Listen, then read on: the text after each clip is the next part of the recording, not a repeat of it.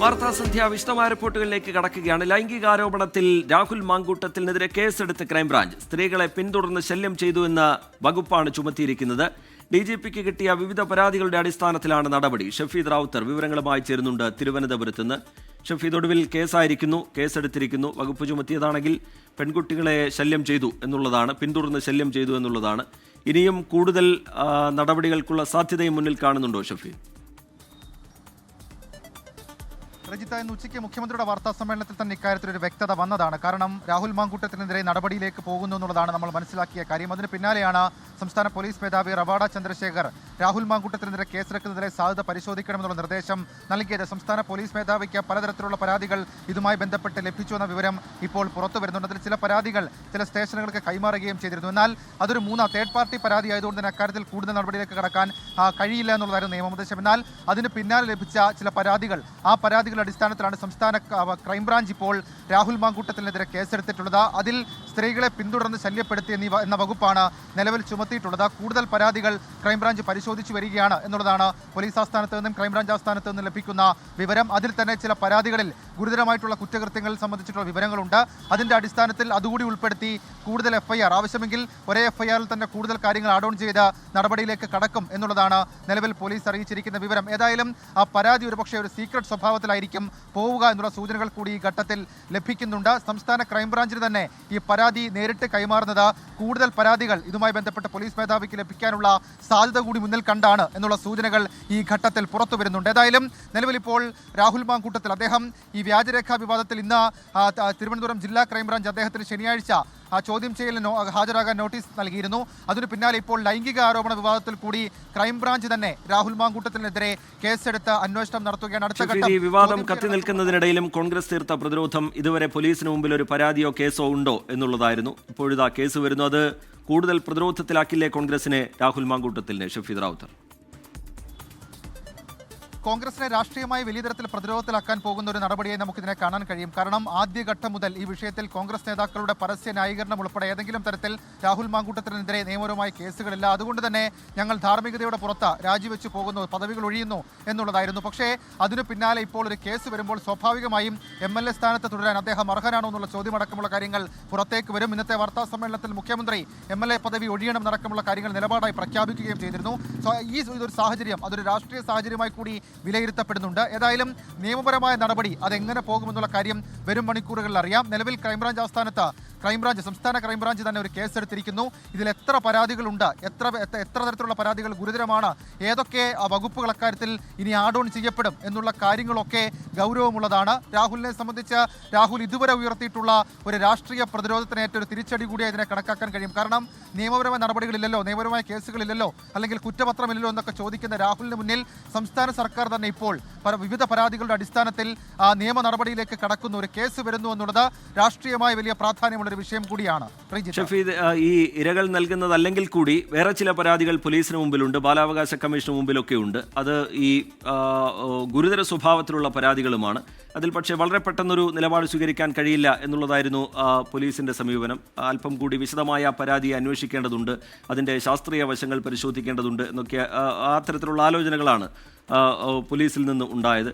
ഇനിയിപ്പോൾ ആ പരാതികളിലൊക്കെ വിശദമായ പരിശോധനയിലേക്ക്, പ്രാഥമികമായ അന്വേഷണത്തിലേക്ക് ക്രൈംബ്രാഞ്ച് മുന്നോട്ട് പോവുകയാണോ ഷഫീദ് റാവുത്തർ?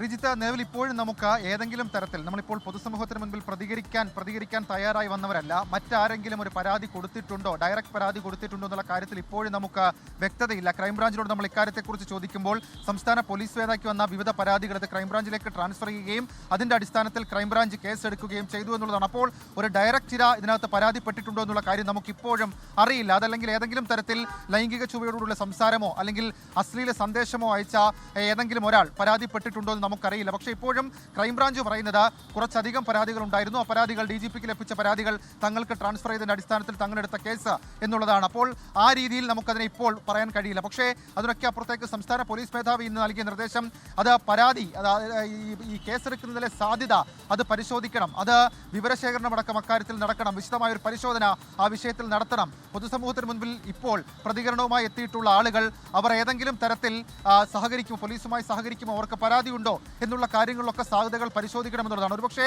ആദ്യ കേസ് എടുത്ത പശ്ചാത്തലത്തിൽ കൂടുതൽ പരാതികൾ ഉണ്ടോ എന്നുള്ള സാധ്യത അത് ക്രൈംബ്രാഞ്ച് പരിശോധിക്കും. ഏതായാലും രാഹുലിനെ സംബന്ധിച്ച് അദ്ദേഹം ഉയർത്തിയിട്ടുള്ള വാദങ്ങളിൽ ഉയർത്തിയിട്ടുള്ള പ്രതിരോധങ്ങളിൽ അതിനെ കുറച്ചെങ്കിലും ദുർബലപ്പെടുത്തുന്നതിലേക്കുള്ള ഒരു നടപടിയിലേക്ക് പോലീസ് കടന്നിരിക്കുന്നു. മുൻപ് ഞാൻ സൂചിപ്പിച്ചതുപോലെ തന്നെ കോൺഗ്രസ് ഇക്കാര്യത്തോട് എങ്ങനെ പ്രതികരിക്കുമെന്നുള്ള കാര്യത്തിൽ നമുക്ക് ഇപ്പോഴും ഒരു വ്യക്തതയില്ല. കാരണം കോൺഗ്രസും ഒരു ഘട്ടത്തിൽ ഒരു ന്യായീകരണത്തിന്, ഒരു പ്രതിരോധത്തിന് നിയമ നടപടിയിലേക്ക് കടന്നിട്ടില്ലല്ലോ, ആരും പരാതിയുമായി രംഗത്തെത്തിയിട്ടില്ലല്ലോ, പോലീസ് കേസെടുത്തിട്ടില്ലല്ലോ എന്നൊക്കെയുള്ള ചോദ്യങ്ങൾ ഉയർത്തിയിരുന്നു. റീജിത്ത്. ശരി, ഷഫീദ് റാവുത്തറാണ് വിവരങ്ങൾ നൽകുന്നത്. ലൈംഗികാരോപണത്തിൽ രാഹുൽ മാങ്കൂട്ടത്തിനെതിരെ കേസെടുത്തിരിക്കുകയാണ് ക്രൈംബ്രാഞ്ച്. സ്ത്രീകളെ പിന്തുടർന്ന് ശല്യം ചെയ്തു എന്ന വകുപ്പാണ് ഇപ്പോൾ ചുമത്തിയിരിക്കുന്നത്. DGPക്ക് കിട്ടിയ വിവിധ പരാതികളുടെ അടിസ്ഥാനത്തിലാണ് ഇങ്ങനെ ഒരു നടപടിയിലേക്ക് അന്വേഷണ സംഘം കടക്കുന്നത്. നേരത്തെ വെളിപ്പെടുത്തൽ നടത്തിയ യുവനടി റിനിയുടെ പ്രതികരണം കൂടി ഇപ്പോൾ ലഭ്യമാവുന്നു. അതിലേക്ക് ഇപ്പോൾ പോലീസ് ഈ ഒരു വിഷയത്തിൽ കേസെടുക്കാനുള്ള ഒരു പദ്ധതിയുമായിട്ട് മുന്നോട്ട് പോവുകയാണ്. അപ്പോൾ ആരെങ്കിലും വിവരങ്ങൾ തേടിയാൽ അത്തരം വിവരങ്ങൾ കൈമാറുമോ പോലീസ്? ഈ ഒരു സന്ദർഭത്തിൽ സംസാരിക്കാൻ ആഗ്രഹിക്കുന്നില്ല. അല്ല, ഞാൻ അതൊന്നും ഞാൻ പറഞ്ഞല്ലോ, ഞാൻ അങ്ങനെ പ്രത്യേകിച്ചൊന്നും പറയൊന്നും ചെയ്തിട്ടില്ലല്ലോ. അപ്പൊ അതിനെക്കുറിച്ച് ഞാനിപ്പോ പറയാൻ ആഗ്രഹിക്കുന്നില്ല. ഇനി തീർച്ചയായിട്ടും പറയുന്നതായിരിക്കും. കോൺഗ്രസ് പാർട്ടി കൈവിട്ട സ്ഥിതിക്ക് ഈ ആരോപണ വിധേയൻ രാജിവെക്കണം എന്നുള്ളതാണോ ആവശ്യം? അല്ല, അതൊക്കെ ഞാൻ അതിനെക്കുറിച്ചൊന്നും ഒപ്പയും ചെയ്യുന്നില്ല. അതൊക്കെ പ്രസ്ഥാനം തീരുമാനിക്കേണ്ട കാര്യം. ആരാണ് എന്താണ്. പരാതിക്കാരുണ്ടെങ്കിൽ പരാതിക്കാർക്ക് പൂർണ്ണ സംരക്ഷണം ഒരുക്കും എന്നുള്ളതാണ് സർക്കാരിന്റെ നിലപാട്. മുഖ്യമന്ത്രി തന്നെ നേരത്തെ അത് വ്യക്തമാക്കിയിരുന്നു. നിയമവശങ്ങളെല്ലാം പരിശോധിക്കുന്നു എന്നാണ് പിണറായി വിജയൻ നേരത്തെ വാർത്താസമ്മേളനത്തിൽ പറഞ്ഞത്. രാഹുൽ മാങ്കൂട്ടത്തിൽ വിവാദത്തിൽ ആരോപണ പ്രത്യാരോപണങ്ങളുമായി മുഖ്യമന്ത്രിയും പ്രതിപക്ഷ നേതാവും. പരാതി നൽകുന്നവർക്ക് പൂർണ്ണ സംരക്ഷണം ഒരുക്കുമെന്ന് മുഖ്യമന്ത്രി പറഞ്ഞു. ഇതിനിടെ ഷാഫി പറമ്പിൽ MP വടകരയിൽ SFI DYFI പ്രവർത്തകർ തടഞ്ഞത് വാക്കുതർക്കത്തിന് ഇടയാക്കി. രാഹുൽ മാങ്കൂട്ടത്തിനെതിരെ കൂടുതൽ വിവരങ്ങളുണ്ടെന്ന സൂചനയായിരുന്നു വാർത്താ സമ്മേളനത്തിൽ മുഖ്യമന്ത്രി നൽകിയത്. കയ്യിലുള്ള വിവരങ്ങൾ ഇപ്പോൾ പറയേണ്ടതില്ല, പരാതി നൽകുന്നവർക്ക് പൂർണ്ണ സംരക്ഷണം ഒരുക്കും. പ്രതിപക്ഷ നേതാവിനും മുഖ്യമന്ത്രിയുടെ വിമർശനം. മറുപടിയുമായി VD സതീശനും. എല്ലാ സംരക്ഷണവും സർക്കാർ ഉറപ്പുവരുത്തും അത്തരം പരാതി ഉന്നയിക്കുന്നവർക്ക്. എന്റെ നേരെ വിരൽ ചൂണ്ടിയ മുഖ്യമന്ത്രിയോട് എനിക്ക് പറയാനുള്ളത്, അദ്ദേഹത്തിന്റെ ബാക്കി 4 വിരലും അദ്ദേഹത്തിന്റെ നെഞ്ചിലേക്കാണ് ചൂണ്ടിയിരിക്കുന്നത്. ഇതിനിടെ വടകരയിൽ ഷാഫി പറമ്പിൽ MPയും SFI പ്രവർത്തകരും നേർക്കുനേരെത്തി. വടകര അങ്ങാടിയിൽ നിന്ന് പേടിച്ച് എവിടേക്കും പോകില്ലെന്ന് ഷാഫി.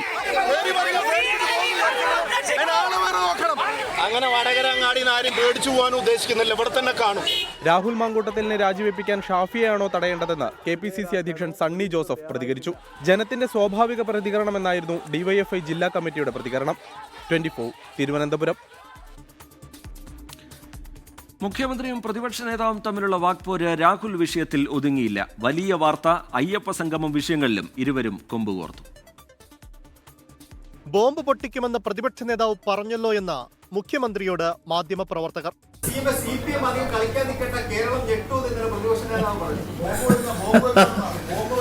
വരട്ടെ ഞാൻ അതിനെക്കുറിച്ചൊന്നും ഇപ്പൊ പ്രതികരിക്കുന്നില്ല കേട്ടോ. ബോംബ് എവിടെയെന്ന് പ്രതിപക്ഷ നേതാവിനോട് മാധ്യമപ്രവർത്തകർ. ഞാൻ ബോംബെന്നൊന്നും ഞാൻ പറയില്ല, നിങ്ങളാണ് ബോംബെന്നൊക്കെ പറഞ്ഞത്. ഞാൻ പറഞ്ഞത് CPM സൂക്ഷിക്കണം, BJP കാളയെ അയച്ചുവിടരുത്, കാളയെ സൂക്ഷിക്കണം. ഇത് രണ്ടുമാണ് ഞാൻ അവരോട് പറഞ്ഞിട്ടുള്ളത്. അയ്യപ്പ സംഗമത്തെ ചൊല്ലിയും മുഖ്യമന്ത്രിയും പ്രതിപക്ഷ നേതാവും കൊമ്പുകോർത്തു. സംഘപരിവാറിനെ താലോലിക്കാനും ഭൂരിപക്ഷ വർഗീയതയെ വളർത്തിയെടുക്കാനും വേണ്ടി അയ്യപ്പന്റെ പേരിൽ നടത്തുന്ന പരിപാടിയാണ്.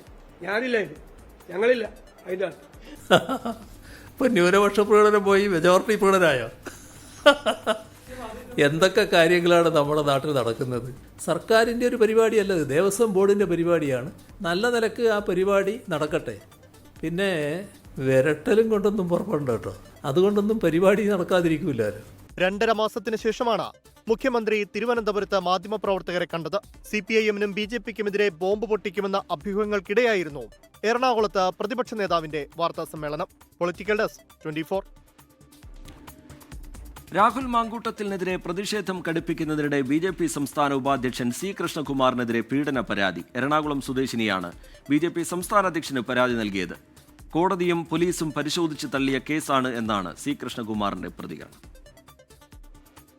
മുതിർന്ന നേതാക്കളെ പരാതി അറിയിച്ചെങ്കിലും പരിഹാരമുണ്ടായില്ലെന്ന് BJP സംസ്ഥാന അധ്യക്ഷന് നൽകിയ പരാതിയിൽ പറയുന്നു. സ്വത്ത് തർക്കത്തിൽ മേൽക്കൈ നേടാനാണ് പരാതിയെന്ന് C കൃഷ്ണകുമാറിന്റെ പ്രതികരണം. കോടതിയും പോലീസും പരിശോധിച്ച് തള്ളിയതാണ് പരാതി. ഞങ്ങളുടെ ഇടയിലുണ്ടായിരുന്ന അസുരവിത്ത് ഇന്ന് പുറത്തുപോയി. ആ അസുരവ് തന്നെയാണ് ഇതിന് പറഞ്ഞത്. അതേസമയം ആരോപണം പ്രതിപക്ഷത്തിന്റെ നനഞ്ഞ പടക്കമെന്ന് പറഞ്ഞ് BJP നേതാക്കൾ തള്ളി. കോടതി വിചാരണ പൂർത്തിയാക്കി തള്ളിക്കളഞ്ഞൊരു കേസ് വീണ്ടും പൊടിതട്ടിയെടുത്തിരിക്കുകയാണ്. അതിന്റെ പുറകിൽ എന്താണ് മോട്ടീവ് എന്ന് എല്ലാവർക്കും അറിയാം. അതേസമയം പ്രധാനമന്ത്രിയുടെ ഓഫീസിൽ നിന്ന് തന്നെ C. കൃഷ്ണകുമാറിനെതിരെ അന്വേഷണം നടക്കുന്നെന്ന് കോൺഗ്രസ് നേതാവ് സന്ദീപ് വാര്യർ. ആദ്യം ആവശ്യപ്പെടുന്നത് കൃഷ്ണകുമാറിനെതിരെ പോലീസ് അടിയന്തരമായിട്ട് ഒരു ക്രിമിനൽ കേസ് എടുക്കണം എന്നുള്ളതാണ്. ആരോപണത്തിൽ പാലക്കാട് BJP ജില്ലാ കമ്മിറ്റി ഓഫീസിലേക്ക് കോൺഗ്രസ് പ്രതിഷേധ മാർച്ച് നടത്തി. 24 പാലക്കാട്. വാർത്താസന്ധ്യയിലേക്ക് വീണ്ടും. തിരുവനന്തപുരത്ത് വ്യവസായികളെ തട്ടിക്കൊണ്ടുവന്ന് ചങ്ങലക്കിട്ടു. നെയ്യാറ്റിൻകര ഉദിയൻകുളങ്ങരയിലാണ് സംഭവം. തമിഴ്നാട് സ്വദേശികളായ 2 വ്യവസായികളെയാണ് തട്ടിക്കൊണ്ടുവന്നത്. രഹസ്യ വിവരത്തെ തുടർന്ന് പോലീസ് സ്ഥലത്തെത്തി ഇവരെ മോചിപ്പിച്ചു. கார்ல எல்லாமே சுத்துனாங்க. ரெடி போட்டா பின்னாடி போட்டு ஐடி எல்லாம் போட்டாங்க. போலீஸ் இந்த ஐடி கார்டு போலீஸ் IPS எல்லாம் எங்களுக்கு தெரியும், அவங்க தான் பண்ணாங்க. 5 பேர் இங்க வந்த உடனே 3 பேர் சேர்ந்துட்டாங்க. റിനു ശ്രീധർ വിവരങ്ങളുമായി തിരുവനന്തപുരത്ത് നിന്ന് ചേരുന്നുണ്ട്. റിനു, എന്താണ് സംഭവം? ആരാണിതിന് പിന്നിൽ? എന്തിനാണ് തട്ടിക്കൊണ്ടുപോയത്? പോലീസ് വ്യക്തമാക്കുന്നത് എന്താണ്?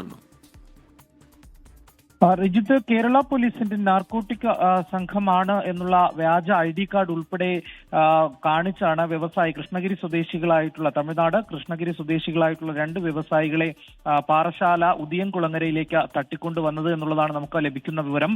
ഈ തട്ടിക്കൊണ്ടുവന്ന ഈ 2 വ്യവസായികളെയും ചങ്ങലയ്ക്ക് ബന്ധിച്ചുകൊണ്ട് ആൾപ്പാർപ്പില്ലാത്ത അല്ലെങ്കിൽ ആൾതാമസമില്ലാത്ത വീട്ടിൽ താമസിപ്പിക്കുകയായിരുന്നു എന്നുള്ള വിവരവും പോലീസിൽ നിന്ന് ലഭിക്കുന്നത്. ഇന്ന് ഉച്ചയോടുകൂടി പാറശാല പോലീസിന് രഹസ്യ വിവരം ലഭിക്കുന്നു. തുടർന്ന് നടന്ന പരിശോധനയിലാണ് ഇവർ 2 പേരെയും മോചിപ്പിക്കുവാൻ വേണ്ടിയിട്ടുള്ള ഒരു സാഹചര്യം ഉണ്ടായത്. 4 പേര് 5 അംഗ സംഘമാണ് ഇവരെ തട്ടിക്കൊണ്ടുവന്നത് എന്നുള്ളതാണ് ലഭിക്കുന്ന ആ വിവരം.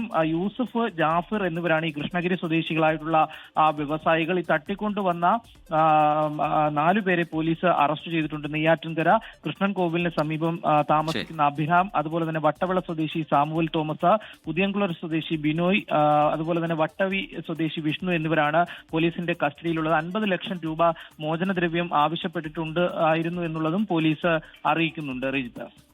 റിനു ശ്രീധർ തിരുവനന്തപുരത്ത് നിന്ന് വിവരങ്ങൾ പങ്കുവയ്ക്കുകയായിരുന്നു. പട്ടയഭൂമി മറ്റാവശ്യങ്ങൾക്ക് ഉപയോഗിച്ചത് ക്രമവൽക്കരിച്ച് നൽകുന്നതിനുള്ള ഭൂപതിവ് നിയമ ഭേദഗതി ചട്ടത്തിന് മന്ത്രിസഭ അംഗീകാരം നൽകി. 3000 ചതുരശ്ര അടി വരെയുള്ള വാണിജ്യ കെട്ടിടങ്ങൾക്ക് സൗജന്യമായി ക്രമീകരിച്ച് നൽകും. അതിനു മുകളിൽ വിസ്തീർണമുള്ളവ നിശ്ചിത ഫീസ് ഈടാക്കിയും ക്രമീകരിച്ച് നൽകും. ഫീസ് ഈടാക്കുന്നത് അധാർമികമാണെന്ന് പ്രതിപക്ഷ നേതാവ് VD സതീശൻ കുറ്റപ്പെടുത്തി. 1960 ഭൂപതിവ് നിയമത്തിൽ ഭേദഗതി വരുത്തി 2 വർഷം തികയുമ്പോഴാണ് ചട്ടം തയ്യാറാകുന്നത്. ഇടുക്കി ജില്ലയിലെ ജനങ്ങളുടെ ഭൂപ്രശ്നത്തിന് പരിഹാരം കാണുകയാണ് ചട്ടത്തിലൂടെ സർക്കാർ ലക്ഷ്യമിടുന്നത്. ജനാധിപത്യപരമായാണ് സർക്കാർ ഈ നിയമ ഭേദഗതി കൊണ്ടുവന്നിട്ടുള്ളത്. കൃഷിക്കും വീടിനും വേണ്ടി പതിച്ചു നൽകിയ ഭൂമി വാണിജ്യാവശ്യങ്ങൾക്ക് വിനിയോഗിച്ചിട്ടുണ്ടെങ്കിൽ 3000 ചതുരശ്ര അടി വരെ സൗജന്യമായി ക്രമവൽക്കരിച്ച് നൽകും. കെട്ടിടം പണിയാതെ വാണിജ്യാവശ്യത്തിന് ഉപയോഗിക്കുന്ന ഭൂമിയും വിനോദസഞ്ചാര ആവശ്യങ്ങൾക്ക് ഉപയോഗിക്കുന്ന ഭൂമിയും റെഗുലൈസ് ചെയ്യാൻ ന്യായവിലൂടെ 10% ഫീസ് അടയ്ക്കണം. ഒരു പ്രാവശ്യം ഫീസ് മേടിച്ചവരുടെ കയ്യിൽ വീണ്ടും ഫീസ് മേടിക്കുന്ന അധർമ്മമാണ്. എന്നാൽ ചട്ടഭേദഗതി കർഷകരുടെ വിജയമെന്നാണ് കേരള കോൺഗ്രസ് എമ്മിന്റെ പ്രതികരണം. ഒരു മുഹൂർത്തമാണ്, ഒരു ചരിത്ര സംഭവമാണ്. നിയമസഭാ സബ്ജക്ട് കമ്മിറ്റി കൂടി അംഗീകരിച്ചാലേ ചട്ടം പ്രാബല്യത്തിൽ വരൂ. 24 തിരുവനന്തപുരം. സർക്കാർ പ്രഖ്യാപിച്ച ഭൂപതിവ് നിയമ ഭേദഗതിയിൽ പ്രതീക്ഷയുമായി ഇടുക്കിയിലെ മലയോര ജനത. കാലാകാലങ്ങളായുള്ള ആവശ്യത്തിന് നിയമസാധുത കൈവരുന്നതോടെ ജീവിത നിലവാരത്തിലുൾപ്പെടെ മാറ്റം കൈവരുമെന്ന് പ്രദേശവാസികൾ പ്രതീക്ഷിക്കുന്നു. കൈവശ രേഖകളിൽ നിന്ന് പട്ടയത്തിലേക്ക് കാര്യങ്ങൾ എത്തുമ്പോഴും സ്വന്തം ഭൂമി മറ്റാവശ്യങ്ങൾക്ക് ഉപയോഗിക്കാനാകാത്ത ദുരിതകാലത്തിനാണ് പരിഹാരമാകുന്നത്. കാർഷിക ആവശ്യങ്ങൾക്കടക്കം അനുവദിച്ച ഭൂമിയിൽ ഗൃഹനിർമ്മാണം പോലും പലപ്പോഴും അനധികൃതമാണ് എന്ന അവസ്ഥയ്ക്ക് മാറ്റം വരും. വരുമാന മാർഗത്തിന് ഭൂമിയിൽ കെട്ടിടം നിർമ്മിച്ചവരടക്കം നിയമക്കുരുക്കിൽ കഴിഞ്ഞ അവസ്ഥയ്ക്ക് ഭേദഗതിയിലൂടെ ശാശ്വത പരിഹാരമാകും.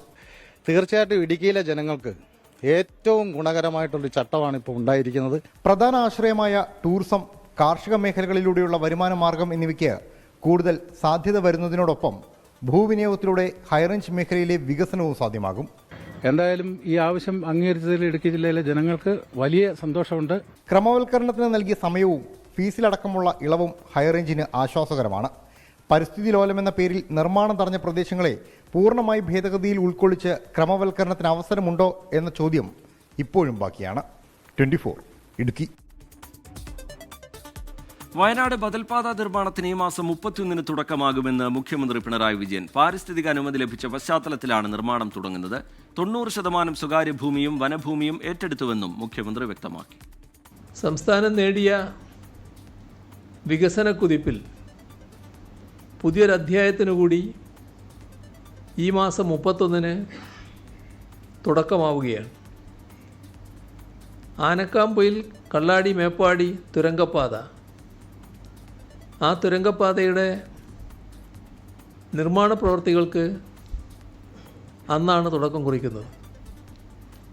പാരിസ്ഥിതിക അനുമതി ലഭിച്ചതിനെ തുടർന്നാണ് നിർമ്മാണ പ്രവർത്തനങ്ങൾ ആരംഭിക്കുന്നത്. കോഴിക്കോട്, വയനാട് ജില്ലകളിലായി 33 ഹെക്ടറോളം ഭൂമിയാണ് ഇതിനായി ഏറ്റെടുക്കേണ്ടത്. ഇതിൽ വനഭൂമി നേരത്തെ കൈമാറിയിട്ടുണ്ട്. കൂടാതെ 90% ഗോപു നന്ദിലത്ത് ജിമാർട്ട് അത്തം പത്തോണം ലാക്പതി ഓഫറിന്റെ ആദ്യ ദിവസത്തെ നറുക്കെടുപ്പ് നടന്നു. ഗോപു നന്ദില ജിമാർട്ട് അത്തം പത്തോണം ഡെയിലി 1 lakh ലാക്പതി ഓഫറിന്റെ ഭാഗമായിട്ടുള്ള ആ വിജയം നമ്മൾ നറുക്കെടുക്കാൻ പോവാണ്. അതിനുവേണ്ടി ഒരു കസ്റ്റമറെ നമ്മൾ വിളിക്കുകയാണ്. Coupon number 122839 Sanal TS, Thrissur ബ്രാഞ്ചാണ്, പൂങ്കുന്നം.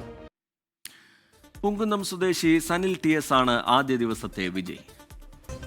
വാർത്താസന്ധ്യയിലേക്ക് വീണ്ടും. അനധികൃത സ്വത്ത് സമ്പാദന കേസിൽ ADGP MR അജിത് കുമാറിന് ആശ്വാസം. അനധികൃത സ്വത്ത് സമ്പാദന കേസിൽ കുറ്റവിമുക്തനാക്കിയ റിപ്പോർട്ട് റദ്ദാക്കിയ വിജിലൻസ് കോടതി ഉത്തരവ് ഹൈക്കോടതി സ്റ്റേ ചെയ്തു. നടപടിക്രമങ്ങളിൽ വീഴ്ച സംഭവിച്ചെന്ന് ഹൈക്കോടതി ചൂണ്ടിക്കാട്ടി. വിജിലൻസിന്റെ അന്വേഷണ റിപ്പോർട്ടിലും കോടതി വിയോജിപ്പ് രേഖപ്പെടുത്തി. ഉന്നത ഉദ്യോഗസ്ഥനെതിരെ കീഴുദ്യോഗസ്ഥൻ നടത്തുന്ന അന്വേഷണം എങ്ങനെ സുതാര്യമാകും എന്നായിരുന്നു കോടതിയുടെ ചോദ്യം. അനധികൃത സ്വത്ത് സമ്പാദന കേസിൽ മുൻ DGP ടോമിൻ ജെ തച്ചങ്കരിക്ക് തിരിച്ചടി. തച്ചങ്കരി വിചാരണ നേരിടണമെന്ന് ഹൈക്കോടതി. കേസിൽ തുടരന്വേഷണം നടത്താനുള്ള സർക്കാർ ഉത്തരവ് ഹൈക്കോടതി റദ്ദാക്കി. പ്രതിയുടെ ആവശ്യപ്രകാരം സർക്കാർ തുടരന്വേഷണത്തിന് അനുമതി നൽകിയത് വിചിത്രമാണെന്നും കോടതി നിരീക്ഷിച്ചു. നോക്കാമിനി ഇപ്പോഴത്തെ കാലാവസ്ഥ.